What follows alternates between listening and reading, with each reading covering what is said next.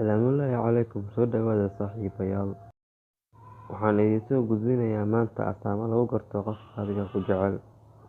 Sida la ogyahay, wejiga iyo xubnaha kale ayaa jira astaamo lagu garan karo qofka adiga ku jecel. Hadday gabadhi nin jeceshahay ama gabadhi nin jecel yahay, waxaa lagu arkaa astaamaha soo socda. 1. Xasuus badan. Markasta inaad adiga niyadda ku hayso iyada. 2. Inaad ka sheekayso qofka aad jeceshahay mar walba si aad adiga u xusto. Wax walba wanaagiisana aad sheegto, ana difaacdo haddii xumaan laga sheego. In si xoolihi u shaqeeyo wadnahaaga marka aad aragto qofka aad jeceshahay si kedis ah. 4. Marka aad u socoto kulankiisa, waxaad dareemaysaa firfircooni siyaado ah marka aad kasoo tegayso nacaga jibtaa'ida iyo caajis tiro badan. 5. Qofka ku jecel si rasmi kuma fiiri karo, fiirintana wuu kugu xadayaa marka aad dhinac kale eegto. Aad buu kuu fiirinayaa. 6.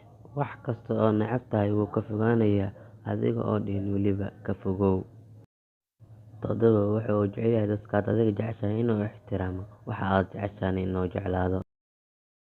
Waxaa la sheegay nin ayaa gabar jeclaa, diris ayayna ahaayeen. Maalin walba mooye ayay garaaci jirtay. Ma garanaysaa mooye? Waa kan badarka lagu tumo, ama sida aad u taqaanid kan xawaajiga lagu tumo. Gabdhaha ayaa la hadlayaa. Waxaa la hadlayaa gabdhaha cuntada kariyo. Aad sheekadu noqonaya markii uu dhintay gurigiisa waxaa laga helay mooyeyaal aad u fara badan. Sababta ma garanaysaa? Gabadha uu jeclaa ayaa mooye garaaci jirtay, sidaas darteed ayuu isaguna mooyeyaal badan guriga u soo dhigtay. Waxaa lagu yidhi ka warran qorraxda iftiinkeeda. Wuxuu yidhi Heblaayo. Gabadha uu jeclaa magaceeda ayuu sheegay.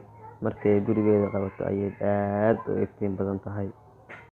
Hadda waa fahamtay soo maahan astaamaha iyo calaamadaha qofka ku jecel lagu garan karo. U kaadi astaamahan waxay ahaayeen astaamaha qofka ku jecel. Gabadhay waxaa ku raacinaya astaamaha ninka sida dhabta ah ku jecel.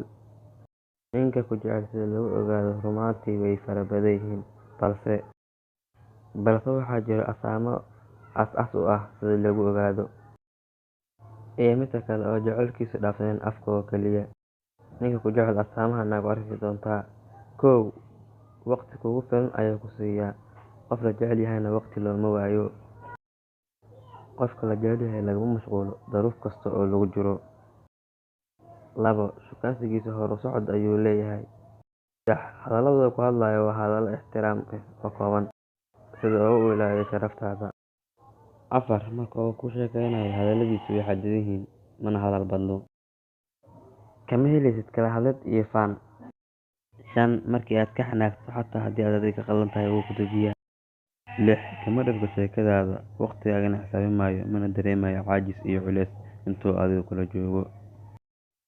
7. Arrinta uu kaa codsado haddaad ka cagajiiddo, kuguma cadaadinayo, waayo waxaa ka weyn jacaylka uu adiga kuu qabo. 8. Farxaddiisa ayaa uga qiimo badan farxaddaada, waayo haddii aad adiga faraxdo, isagu wuu faraxsan yahay.